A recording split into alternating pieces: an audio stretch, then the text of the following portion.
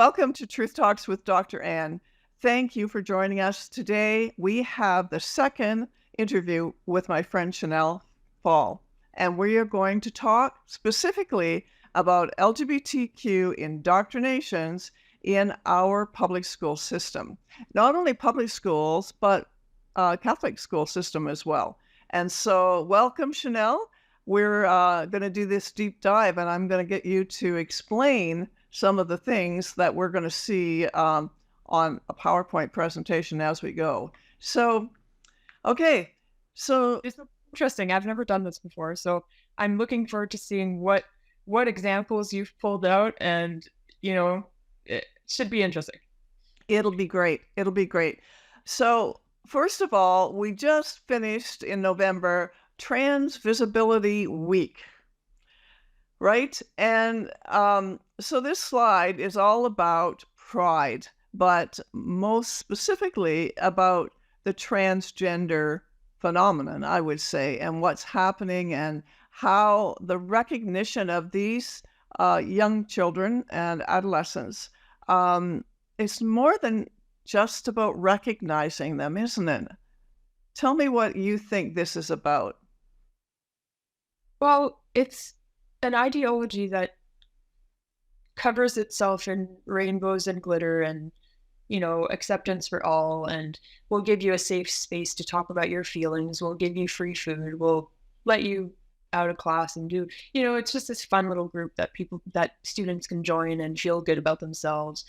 But the reality is, though, that they're teaching these really, really dangerous concepts, like, for example, the idea that a child can be born a boy and actually be a girl on the inside.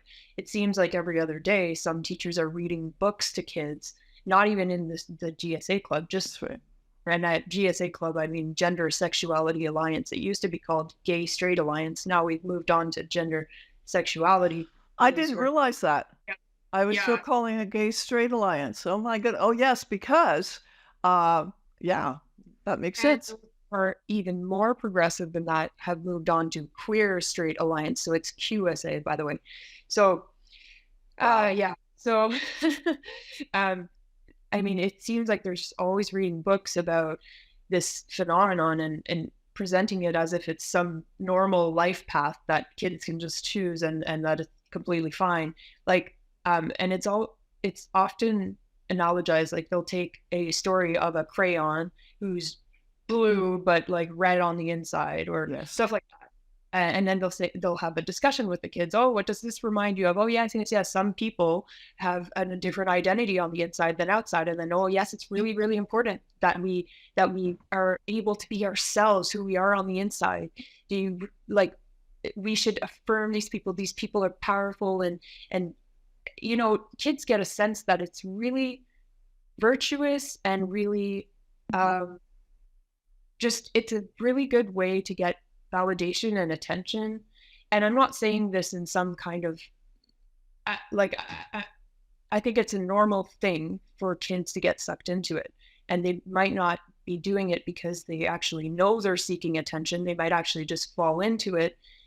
But Well, I think you're right. I think from my perspective and from my research and understanding is that many of these children are already very vulnerable. Many, a high percentage, in fact, well over 30% of these children are on the autism spectrum.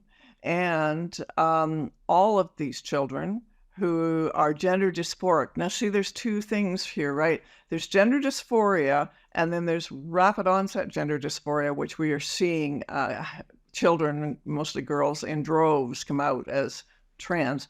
The true gender dysphoric child has some deep dysphoria, unsettledness, uneasiness with their sexuality, the sex they were born with. That doesn't mean that they're transgender. In fact, transgender is a political term in the first place. But all of those things, and what we see is this targeting almost, well, I won't say almost, targeting of the most vulnerable children, and then kind of fast tracking them onto some medicalization, which is very scary and very unhealthy for them.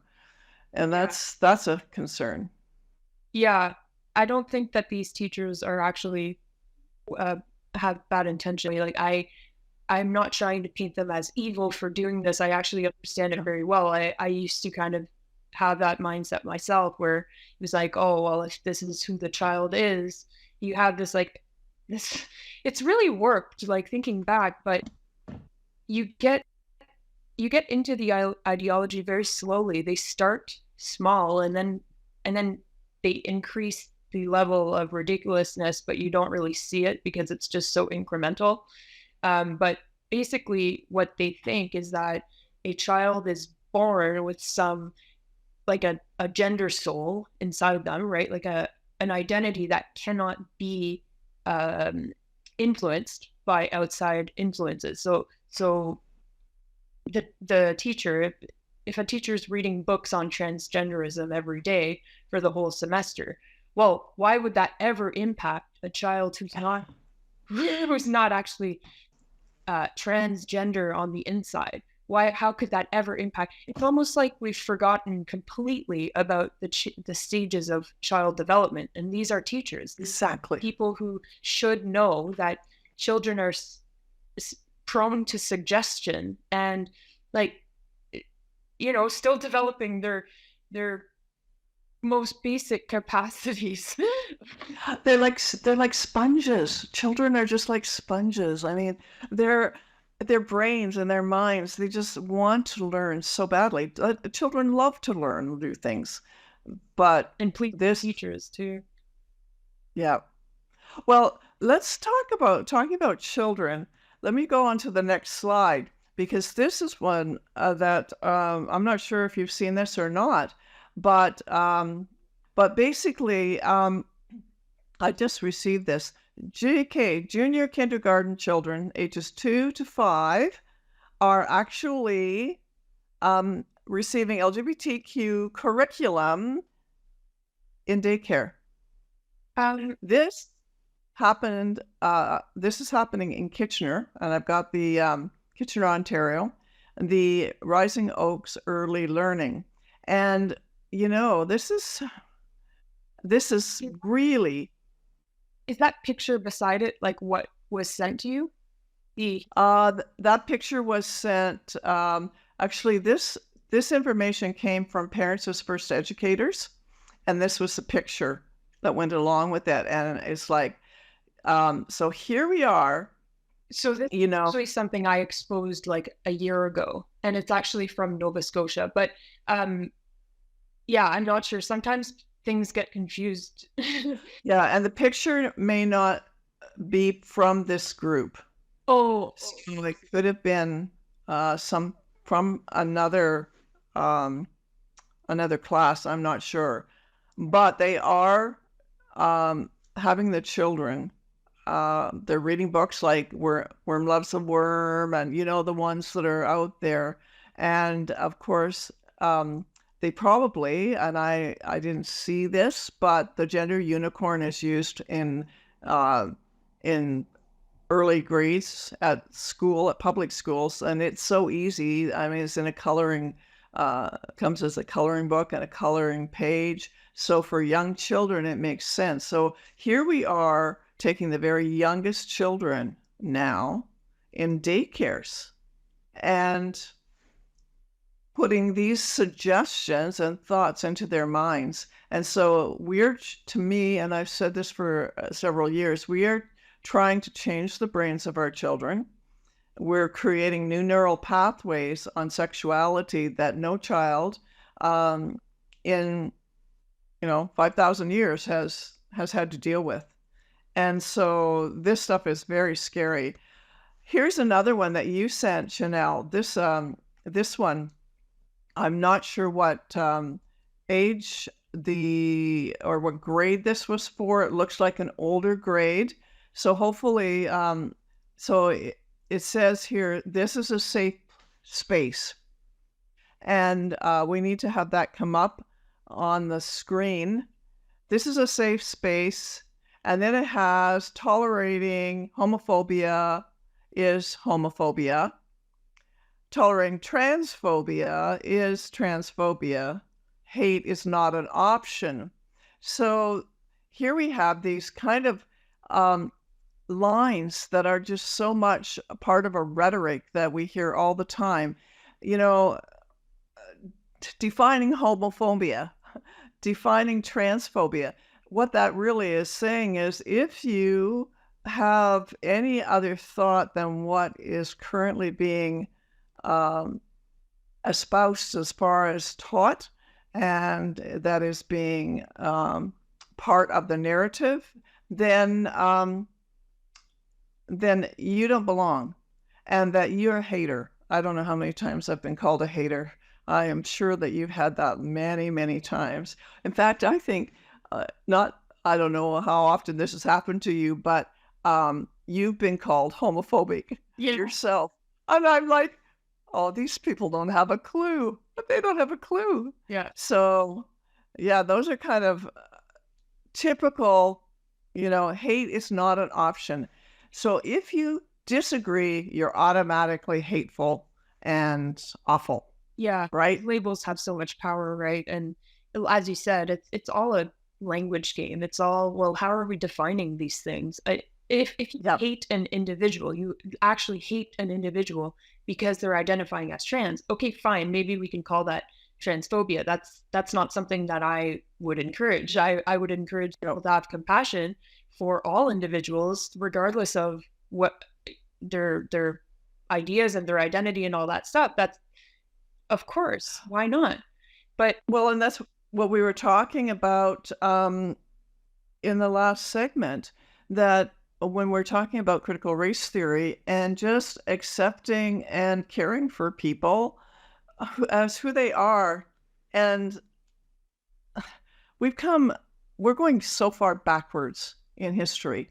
It just seems to me that it's just all backwards, and it's going backwards at 100 miles an hour instead of moving forward. And we were at a much more healthier place prior to 2010, actually. Let me go forward and let's look at the next one. Okay, so you had posted this one. Lesbian, what does it mean? Okay, here we are. this is an elementary school in Ottawa, yeah.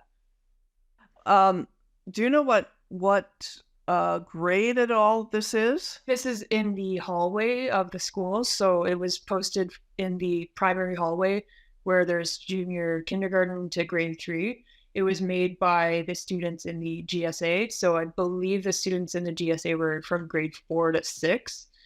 Like all of these that you posted so far are all on my Twitter page with more info on kind of the location, the school board, if ever anyone's That's right. wondering about that. But yeah, this was just one of the posters that were made. They had one on bisexuality, and then on the poster, is that here? Okay, good. I have it here, but I know that they're on your Twitter page, but I wanted to go through these. So read this to me and help me understand how a grade 3 or grade 4 child wraps their mind around this kind of language and how they're supposed to learn, math, science, English, when they're constantly besieged with this kind of stuff. Yeah, so it says what does lesbian mean? It says it's a non-male, so maybe like a woman, non-male aligned gendered people, whatever that means, who are sexually and or romantically attracted to exclusively non-men. There used to be a word for that. Yeah, that would be woman, right? Yeah, and kids even discussing this. I didn't even know what a lesbian was in grade 6. Why would I need to know that? You don't. Right? I mean, but here we have at least, and I mean, I don't think I knew what a lesbian was till I was in high school. And did I need to know? Not particularly. Like, I didn't treat any, I mean, no, I'm not perfect, but I didn't treat people differently because I didn't know, you know? Yeah. I think it was sometimes easier, but this is like, here we have, instead of woman, a non-male aligned gendered people. How ridiculous. Yeah. I think at the end of the day, the big question is who is responsible for teaching kids about this stuff? You know, if you, as a parent, want to teach your 7-year-old that lesbians exist and what lesbians are, and hopefully you'll say it's a woman who's attracted to another woman and not this kind of craziness, then I guess fine, that's your right as a parent. But when a school comes in and Yes. imposes um well, not values, but this information on kids, it who who's allowing this? Why are parents okay with this? I understand that you want your kid to be inclusive, you want them to include everyone, but there's a time and place for these things, and school is not the place for learning about sexuality. Why would you even want a grown adult talking about this with your child? Exactly. Teachers, in my mind, don't have, they should not have this responsibility. Number one, it's put too much onus on them. But the other thing is, this is the parent and child responsibility. And then look at the facts and myths, because this has to really challenge you, right? Not all lesbians are women. Fact. And then an arrow saying fact. So what does that mean, Chanel? It means that whoever, I guess what they're trying to say is that if a woman, or sorry, if somebody doesn't identify as a woman, so say I say I'm non-binary or I'm trans or gender queer or whatever else I want to label myself, then that makes me not a woman anymore because even though I am a woman, I'm identifying as something else. So that means that whatever I identify as is reality. And if I'm then attracted to a non-male gendered uh, people or whatever, then I would be considered a lesbian. It's all subjective based on these words that don't have any meaning anymore. And confusion. I mean, I read this and I'm thinking, oh my goodness, this is like mind-boggling. And how are children ever to make any sense of this at all? And then to say, okay, a lesbian is, a non-male aligned, so really is a woman romantically attracted to another woman, because that's what's saying. And then it says, but not all lesbians are women. Mhm. So this goes into the whole issue of the transgender and the lesbian dynamic that is really erupting within the LGBTQ, and you can see why. It's just like women overall are being eradicated, but lesbians are like, man, they are in the most vulnerable position, I guess I would say, because this is eradicating womanhood, but also a type of sexuality that some people identify as. So how is this inclusive? It messes with my mind. Well, let me go on, because here we go with bisexuality. What does it mean? Bisexuality is a romantic or sexual attraction or behavior toward both males and females, or to more than one gender. Because there's 183 genders that exist, or whatever, or infinity genders, wherever you call yourself. Then Whatever you, yep. I think there was a part on here that said, "What is the difference?" I can't actually see the bottom of it, but They both, okay, I can see here because I've got it on my computer. Though they both, well, let me go back here. The bi flag was made in 1998, so it's relatively new, really, to increase the visibility of bisexual people among society as a whole and within the 2SLGBTQ plus GBTQIA plus community.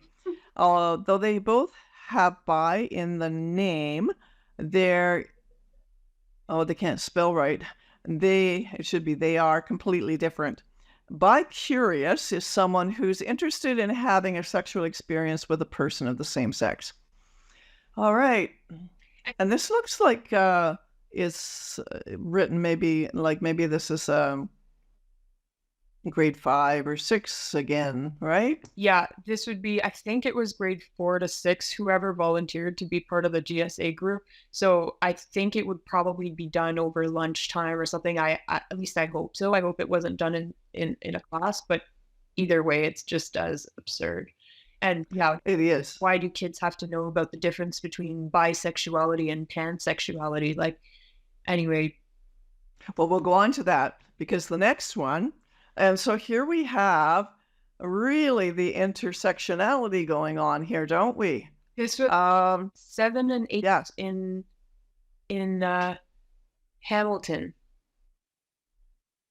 Yeah, this is actually one of the most egregious examples of indoctrination, I would say, for this age, like just how deep it goes into it. And you can see at the top, it says, what is your proximity or something to the dominant group? In other words, if you're white, you're very you are the dominant group, right? You have all the power, therefore you have to just kind of back away, let other people tell you how it is, go along with whatever they say because you have privilege and therefore you're I don't know how, I guess you're not evil, but you are in some way responsible for keeping systemic racism a reality in Canada or whatever. And they define systemic racism obviously as the existence of racial disparities in groups in certain areas that um, like for example, if the dropout rate for black kids is higher than for white kids out of school, then that's systemic racism. Now, if in another school the white kids are being suspended at a higher rate than black kids, then that just doesn't matter. We're just not going to talk about that. We're going to cherry pick where the racial disparities confirm our theory, and then we're going to present that as if that's just the fact. This is kind of putting together also critical race and sexual orientation and gender identity all together, kind of what are my social identities? So this is where I get confused. Social identity, this is how I identify socially, but some of these things are who I am, a part of who I am as a person. I can't change my color, although when I wrote Implosion, so that was released in January, February of this year. I came home from an event. You would have enjoyed this. Anyways, I was speaking at this event in Mississauga, and a black man came up to talk with me after. Lovely man, a teacher in a local school, not a big city school. And he just wanted to share a little bit. And he told me what had been happening in his school pretty recently. And so another teacher, a white teacher, decided to identify as black. And I think it was grade 7 or 8, this teacher was teaching. Mm. And so this teacher came in to school and into the classroom, his classroom, and told the children he was black. So this black man standing in front of me, I mean, explaining all this to me, and I've read stuff, right? You read, you know that this is a thing in some places, but this is like half an hour from where I live in a public school. And here's a black man standing in front of me. And I said to him, how does that make you feel? Because I was feeling some stuff, man. I'm like, are you kidding me? And he just kind of looked down at the floor and didn't speak for, 30 seconds or whatever. And I said, can I tell you how I feel? I said, that is one of the most offensive things I've ever heard. How for one, it's unrealistic. There's no reality to this. And it maligns who you are. Like, talk about racism. I don't know how you put this in racism terms because I don't think it's critical race theory, but it just blows my mind. It boggles the mind. I come home that night and then I woke up early the next morning and thought, I'm going to write a book, another book. And I did on implosion when the pendulum swings too far. And, when black is white and white is black, that was the first chapter. And I kept going on because there were so many things. And this is the kind of stuff, these social identities. And for me, all I could think of, why was that teacher not hauled into the office and said, cease and desist. You're lying to the children. You're lying. And either you stop or you lose your job. And this man did not, I want to clarify this. This man was white, white, white. It wasn't that he had any multiracial things happening. This was a deliberate, not even an attempt. He deliberately was deceitful and lying to children. And that's what really, it burns my butt. I'm sorry. I get really annoyed with that kind of stuff. So when I see this slide, I'm thinking, okay, here we are, all these social identities, and we are just so confusing our children at so many levels. Yeah, I think that's what it is. It's about kind of blurring everything in order that the child doesn't feel confident enough to make any judgment whatsoever. Like they're stuck in this sort of ocean of craziness where they're like, okay, well, I just won't say anything because I might get it wrong. It's just too complicated. And whatever you say, it's going to be problematic in some way, unless you actually jump in on the ideology and then you decide that you are the one who's going to sort of correct the other people and be in this perpetual kind of struggle session imposed on yourself. But I mean, that's what it is. It's causing this state of confusion and of fear. And so kids just don't really talk anymore. I even noticed this in my teaching career, and which was only 4 years long apparently. But at the beginning, I felt like kids were more willing to share their opinions. And by the fourth year, I was feeling a lot like, well, it seems like kids just don't really want to talk. They don't want to be wrong, so they just often don't participate, especially when it comes to their personal opinions and stuff like that. I got sense that they were holding back. I think so. Well, let's go to the next slide. One of the things that I think we're seeing, this just goes along with everything else that we've been talking about, but I want people to get an understanding that these are in the hallways of our schools. These are in the classrooms. This is what your child is being inundated with 6 hours a day. They can't get away from it. And a 17-year-old boy, I was talking to him a couple weeks ago. I just met his mom, and he was there. We were talking. And he just said to me, he walks in his school and every day he is just bombarded, constantly bombarded with everything LGBTQ that he doesn't want to learn, doesn't need to learn, and he's fed up. And I think there's a whole lot of children like him. I think, now that's the teens. I think the younger children are like when it's kindergarten age. I mean, by the time they get to teens, this is going to be like old hat to them. Although it's so confusing when we look at it. What I want to say here, when I look at this and when I hear what you said and what what I was talking about, the white man declaring he was black, children are no longer safe in the public school system. All this safe spaces, safe places, it is just the opposite of what really is happening. It's not safe in the school. When I went to school, it was safe. I mean, were there bullies? Yeah, there were some bullies around. I remember a friend of mine had it, got punched, and he wore glasses, and he got his glasses broken. I was so mad at that. You know what? The bully was taken to the principal's office and suspended for 3 days. Mhm.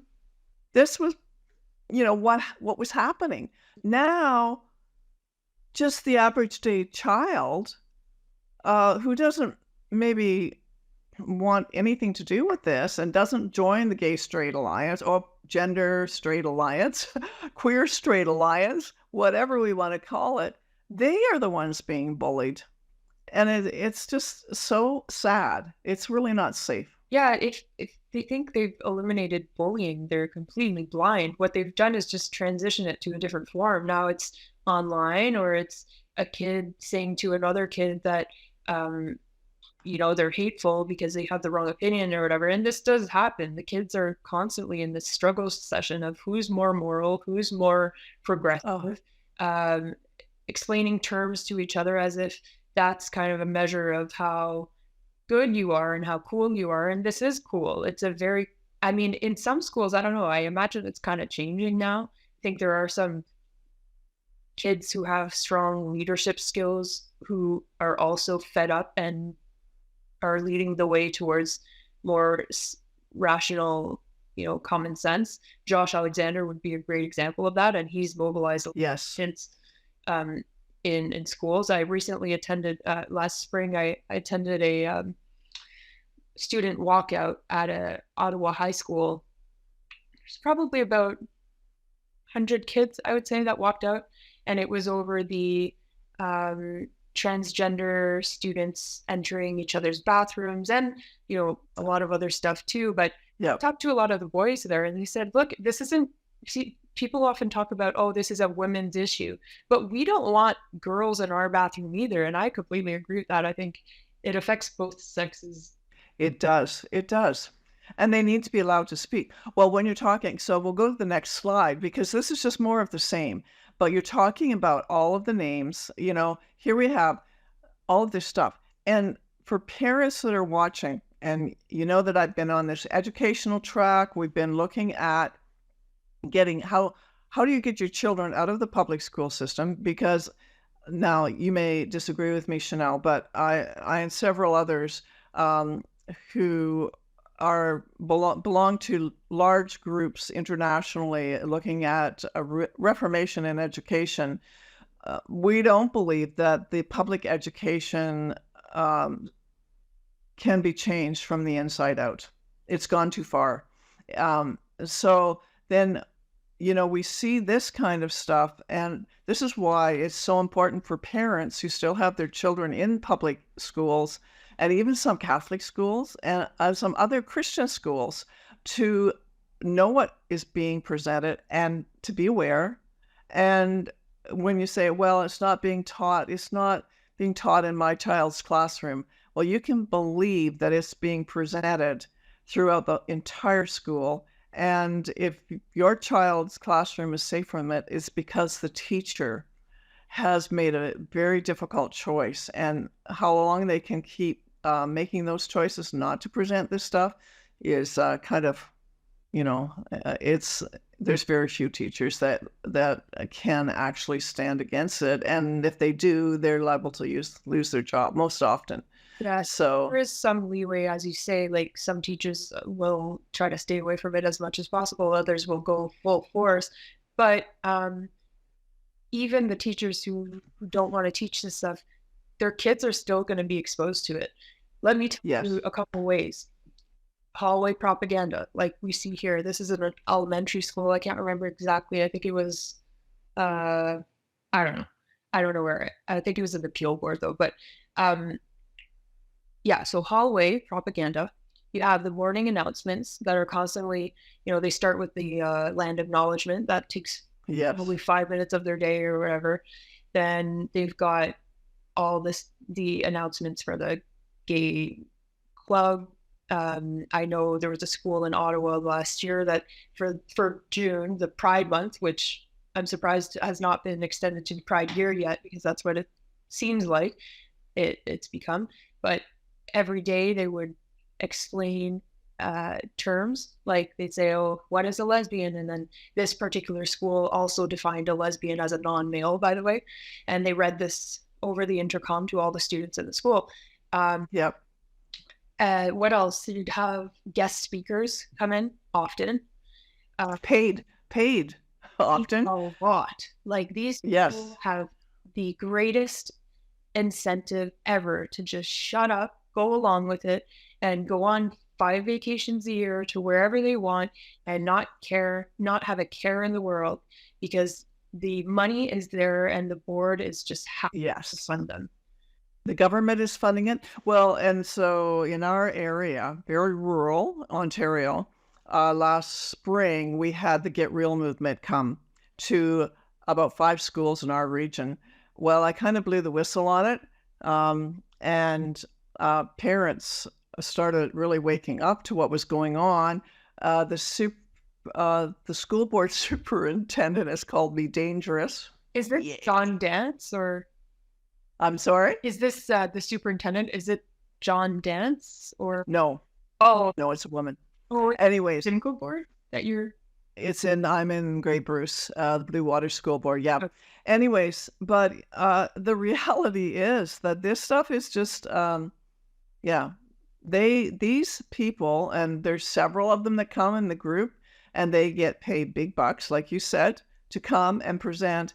And so what I was told by children, and so this is secondhand information from children in grades 6, 7, and 8, but it's actually almost third hand. So, take it for what it is. But I don't think they were lying, that they were all required to go into the gymnasium and no one was allowed to leave, even to go to the bathroom. They weren't allowed to go to the bathroom. They had to sit through the entire presentation on, I'm a lesbian, and here's what I do. I don't know what they got into because we aren't allowed to know.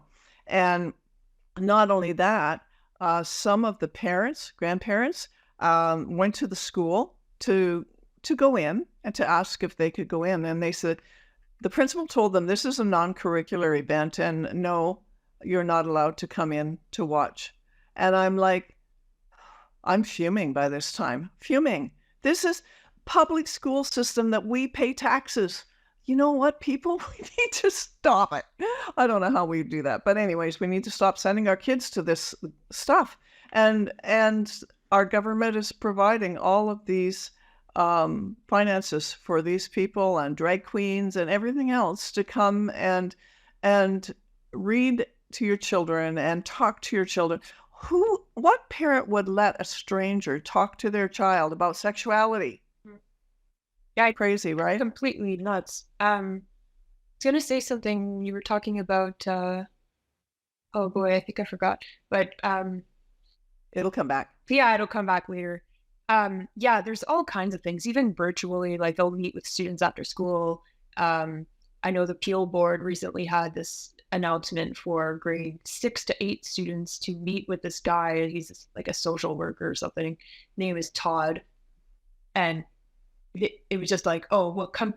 It was during lunch too, by the way, or something like that. So students would be able to join without their parents necessarily knowing, and they get to talk about exploring their gender and issues at home. They can talk about their issues with their parents and stuff like that. And like I exposed that, and then they ended up actually deleting it off Facebook, off Twitter. But the group, from my understanding, is still taking place. They're just starting to post a little less, or they'll put their posts private. Oh, this is what I was going to say actually. Remind me. The Get Real movement, they just put their Twitter on private too. Like I don't know how long ago this happened, probably a few weeks ago, but they're now no longer public, but they're still presenting in all of these schools. For last week, it was Bullying Awareness Week. So this is another opportunity to push anti-racism, push anti-transphobia, whatever, in schools. So I know of at least 5 presentations that they gave that week, and there's probably many more. It's kind of whether a teacher posts about it or not is I don't know.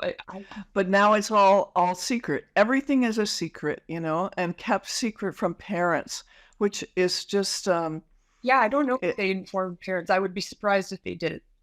if they told parents. Well, with the gays, not the Gay Street Alliance, with the Get Real movement, they notified in our region. They did send a notice home with the children on the Friday night, and it was happening Monday.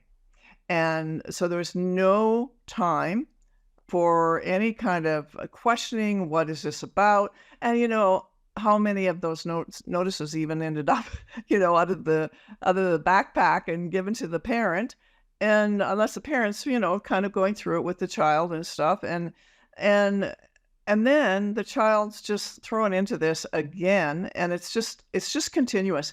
Okay, the next slide. Let's go to it, because I think this is really interesting. It says normalizing asking pronouns. So normalize asking for pronouns. So, well, what's that about? Are children supposed to go and ask each other what their pronoun is? Yeah, I believe this was in a GSA club too. So the kids made this poster and then they posted, I don't know if you could see on the hearts there, they have different categories. They have polysexual, whatever that means, but Yes. non-binary, aromantic, genderqueer, all of these things that they obviously got from school, I would imagine. Um, Normalize asking for pronouns. So yeah, they want children to, as a sign of respect, share their own pronouns and ask other people pronouns instead of believing what their eyes tell them. And it's like this is really forcing the other children and the teachers to affirm.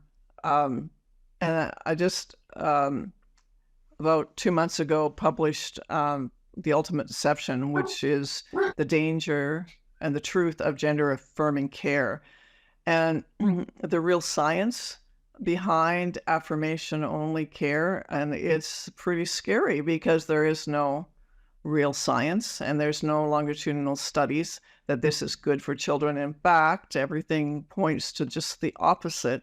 And yet here we are, the school normalizing this kind of stuff and accepting this as normal behavior. Wow, it's pretty scary.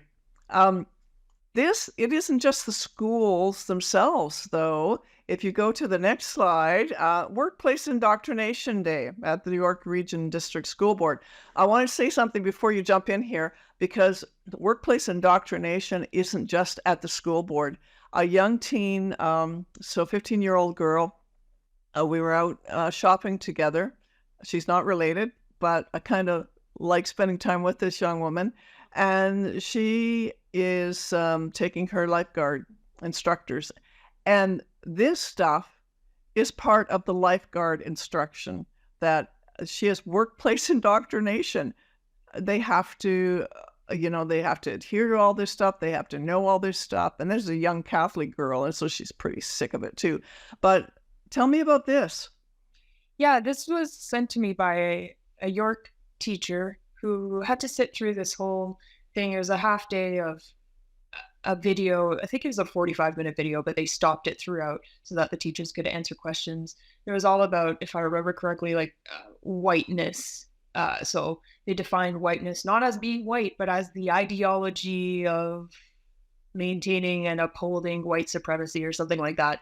So they like blur everything, and then they talk about, oh, what are the psychological barriers to accept it, to not jumping in on this ideology. Basically, what could prevent someone from wanting to label everything white supremacy and whiteness and joining us in fighting racism and all this stuff.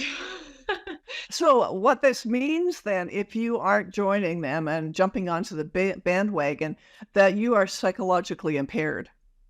Yeah, exactly. Like, you just need help to Wow. accept it. We need to figure out what is blocking you. Is it because you're scared that you're going to lose your power and status? Is it because you're unable to get away from the racist ideology of color blindness, that nasty ideology where you treat everyone the same regardless of the race. That's racism now. So, and that's actually written in it. Like, I'm not even joking. So, And I wasn't realizing that this particular indoctrination was on critical race. I was, because it's not clear. You can't read the writing in this one. So we might talk about this a little bit more when we do critical race theory. But workplace indoctrination, I've had a couple things from other teachers at the beginning of this school year on their PD days, and the whole day being given over to an LGBTQ understanding. They have to, deeper learning, deeper, just everything. And so frustrated because they're not actually helping the teachers help the children learn. It's all about this. So there's two more slides that I'm going to show. This is Celebrate You. This is not just a banner. This is it's a beautiful painting, isn't it? Look at this. oh, I mean, it's very very colorful, and all the flags, my goodness, and people, so it's really inclusive. Well, it feel like it's an actual, like, it's factual, right? Like, look at all these groups that exist. They're real. And it's like, little do they know, some kid probably created the flag, put it on Tumblr, called it something, and then it just snowballed from there. It's like there's actually zero basis from it. There are two sexes, male and female. There are infinite possibilities for personality traits, as Billboard Chris says, right? You can have, everyone has a unique personality. It doesn't make you another sex. It doesn't make you another gender. Exactly. This is what we're putting into kids' minds every day when they walk through the school hallway. Celebrate you. It's all about you. It's about your narcissistic self-image and what group you belong to. And you better pick one that's going to give you the highest marginalized status so that then your voice is more important than someone else's. And oh, by the way, have you ever seen those like the pages where they're full of sexuality flags? They're all colorful, and yay, bisexuality, pink, blue, whatever. And then you have the straight flag, and it's like black and white, and the most basic thing that no kid would ever want to identify with. Yeah. I mean, yeah. Talk about manipulation. Okay, so I'm ending with the last slide that is my very, I'm going to say favorite, in the sense that this one really, really is annoying to me. This is as a Christian believer, and for Muslims, the same thing. Here now we are enacting God, the original they, them. So our understanding of God is the Trinity from a Christian perspective: Father, Son, and Holy Spirit. And now we have the LGBTQ identifying God as they, them. And I looked at that and I thought, if this isn't a sacrilege, it is so wrong. But who's standing up against it? Who is really starting to wake up and standing up? And I think there are some people that are starting to wake up, and you have been instrumental in waking up a whole lot of young people, because I'm twice your age. And so I'm always looking out for younger people who are awake and who really understand what's going on. So I've been so thrilled to have you with me today, Chanel. Any last comments on this whole indoctrination in the schools? Well, you have to understand that it is everywhere. There's no getting away from it. That's Don't wait where a kid comes home with something and then you're gonna act. Trust me, it's already there. And if you need help finding it, then you can reach me on Twitter and maybe I can help you out. Because some people just aren't gonna do anything until they see a concrete example. Yeah. But I hope that won't be the case for like, you can find it also in the board documents, right? This is just board policy. All the school boards right now, for example, if a child changes their gender and pronouns, they're not going to tell the parents. And Stephen Lecce did say something about that. He said he thinks that parents should be aware, but then he never followed through, and there hasn't been any policy change. So I think parents saw that comment from Stephen Lecce and felt hopeful and, oh, okay, now we don't have to worry. That's what great. happens. Yeah. Every time we think, oh, we won. No, you didn't. You may have advanced a little. You may have pushed back a little, but you can't let down your guard. You can't give up. You cannot just turn your back and say, okay, that was good. We had success, because it's so much deeper than that. And we're going to talk about that again. We have Thank you for joining me. being labeled. Just stick to it. You are a good person. You're not hateful for opposing this indoctrination. A lot of gay people agree. Even transsexuals agree, some of them. So you're not crazy, and this is really happening. It's important to oppose it. So thank you very much. Oh, you're very welcome. And I really believe that I've said this many times, that many of these young women, particularly who are transitioning, get into their late 20s and 30s and go, oh my goodness, what have I done to myself? And I think, I can't live with that.